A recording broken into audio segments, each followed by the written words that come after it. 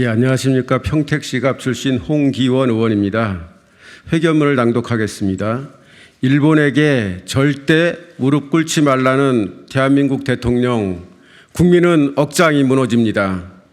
윤석열 대통령의 국빈 방문 첫날인 어제 대통령은 미국 워싱턴 포스트와의 인터뷰에서 100년 전 우리 역사 때문에 일본이 무릎을 꿇어야 한다는 생각을 받아들일 수 없다고 말했습니다. 굴욕적인 강제동원 제3자 변제 해법 비판에 대해 우리 대통령이 일본 극우 세력이 주장하는 논리로 일본을 대변한 것입니다. 대통령의 발언은 앞으로도 절대 한국에 무릎 꿇지 말라며 일본을 두둔하는 메시지와 다름없습니다. 국민의 생각 따위는 개의치 않겠다는 불통 대통령의 무책임하고 자학적인 역사 인식에 경악을 금할 수 없습니다. 언제까지 국민보다 일본의 입장을 중시하는 대통령의 망언을 들어야 하는 것입니까? 대통령의 안보 발언 리스크 때문에 왜 국민이 부끄러움을 감당해야 하는 것입니까? 일본에 퍼줄 대로 퍼주어 놓고 돌아온 것은 한층 거세진 일본의 역사 왜곡과 독도 침탈 야욕뿐입니다. 성의 있는 호응을 해줄 거라 기대했던 일본 기시다 총리는 제2차 세계대전 전범이 합사된 야스쿠니 신사의 공물을 복납했고 일본 국회의원 87명은 야스쿠니 신사를 찾아 직접 참배했습니다. 일본은 외교청서에 한국이 독도를 불법 점검하고 있다고 주장하며 영토 주권을 침해하고 있습니다. 초등학교 교과서에 실릴 독도와 강제동원 기술 내용 왜곡 수위를 높이고 있습니다.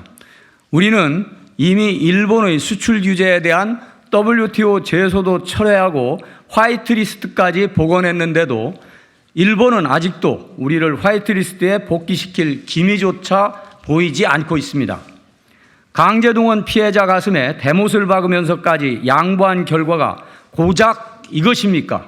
대승적 결단을 운운하며 우리가 먼저 양보하면은 일본의 호응 조치가 있을 거라고 단언하던 결기는 어디로 가고 일본의 대변인을 자처하는 겁니까? 뺨을 맞고 뒤통수를 맞아도 여전히 일본의 선의를 기대하고 있는 무능한 대통령은 허울뿐인 대일 굴욕 외교에 대한 집착을 그만 내려놓기 바랍니다. 또 대통령은 강제동원 해법 설득을 위해 나는 최선을 다했다고 말했습니다. 야당 대표를 종북 주사파로 규정하며 집권 1년이 지나도록 5분도 만나지 않은 대통령이 누구를 설득하기 위해 최선을 다했다는 것입니까? 1970년 빌리 브란트 서독 총리가 위령탑 앞에서 무릎을 꿇고 사과한 이후 독일은 지난 19일 게토봉기 민간인 학살에 대해 또다시 사과했습니다. 유럽 국가들이 전쟁을 하고도 미래를 위해 협력할 수 있는 이유입니다. 대통령께 간곡히 요청합니다. 여전히 사죄와 반성을 할 생각이 없는 일본과의 굴욕적인 외교로는 한일 관계의 미래와 정상화는 존재할 수 없다는 사실을 명심하시기 바랍니다. 대일 외교 기조를 즉각 재검토하지 않는다면 일제 식민 지배는 합법이었고 강제동원은 없었다고 주장하는 일본 극우 세력의 역사 왜곡과 영토 침탈 야욕에 날개를 달아주게 될 것입니다. 퍼주기로 일관하다 참담한 실패를 반복하고 있는 대일 굴욕 외교를 즉각 중단하십시오.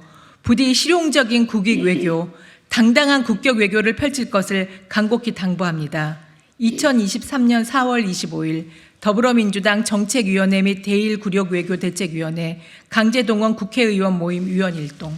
네, 다음은 더불어민주당 대일 굴욕 외교 대책위원회 위원장이신 김상희 의원님의 발언을 듣도록 하겠습니다.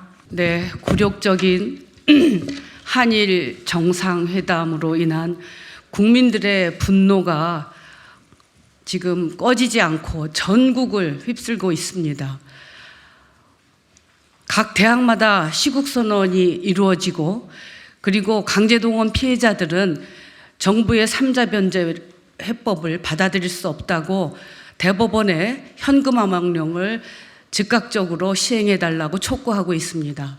어제는 174명의 국회의원이 서명을 해서 대법원에 현금화 명령을 조속히 실행해 달라는 촉구를 하고 왔습니다. 그런데 윤석열 대통령은 정상회담을 하기 위해서 미국을 가면서 상처받은 우리 국민들이 다시 억장이 무너지는 폭탄 발언을 하고 떠난 것입니다. 100년 전 우리의 역사 때문에 일본이 무릎 꿇어야 한다는 생각을 받아들일 수 없다. 어찌 이 나라의 대한민국의 대통령이 이런 말을 할 수 있단 말입니까? 100년 전 우리의 역사라고 또 얘기했습니다. 우리의 역사, 표현도 그렇습니다. 일본 제국주의의 침략 역사가 아닙니까? 우리가 잘못한 우리의 역사입니까? 기가 막혀서 말이 안 나옵니다. 저는 윤석열 대통령에게 제발 초등학교만도 못한 이 역사인식 정말 참담하고 다시 공부하라는 말씀 드리고 싶습니다. 대한민국 국민 어느 누구도 이런 역사인식을 갖고 있는 국민 없습니다. 윤석열 대통령이 어떻게 이 나라의 대통령일 수 있습니까? 제가 이 사진을 보여드리겠습니다. 이 사진은 빌리 브란트 서독 총리께서 유대인 학살과 관련해서 무릎 꿇고 사죄하는 장면입니다. 이후 독일에서는 총리가 바뀔 때마다 사죄했습니다. 이 사진 메르켈 총리입니다. 무슨 일이 있으면 역사적으로 우리가 기억해야 될 시기가 오면 항상 사죄했습니다. 19일 날 슈타인마이어 대통령께서 또 사과하는 장면입니다. 아마 독일 역사가 지속되는 한 사과할 것입니다. 책임 있는 정치인들이 하는 이런 자세, 그리고 이런 모습이 유럽의 그리고 세계의 국가들의 신뢰를 얻으면서 리더십을 발휘할 수 있는 것입니다. 대통령께서 한일 정상회담 하기 전에 요미우리 신문과 인터뷰를 하면서 구상권 행사를 할 생각이 없다라고 얘기하면서 일본이 원하는 대로 퍼주겠다고 기자회견하고 우리 국민들의 가슴에 못을 박고 일본에 갔었습니다. 그 이후에 일본이 하나도 반성하지 않고 역사 문제, 독도 문제, 후쿠시마 오염수 문제 모든 부분에 있어서 공격적으로 외교를 하는데도 불구하고 또다시 이런 망언을 한 것입니다. 대한민국 국민은 이런 역사 인식을 갖고 있는 대통령을 용서할 수 없습니다. 윤석열 대통령이 대한민국의 최대 리스크가 되었고 윤석열 대통령이 대한민국 외교의 최대 리스크가 되었습니다. 세계적 망언을 했고 또 세계적인 엉터리 변명까지 대통령실에서 했습니다. 국익을 놓고 치열한 긴장감을 가지고 정상회담을 하기 위해서 나간 대통령에게 저희들이 의미 있는 회담의 성과를 기대하는 것이 아니라 이 시점에서 대통령이 입을 여는 것을 경계해야 할 지경에 이르렀습니다.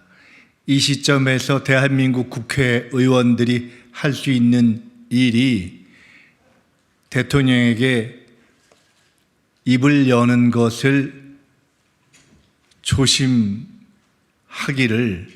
강력하게 요구하는 것이 현재로서는 정상회담에서 국익을 지킬 수 있는 그러한 길이다라는 생각에 오늘 이렇게 저희들이 이 자리에 섰다 하는 말씀을 드리겠습니다.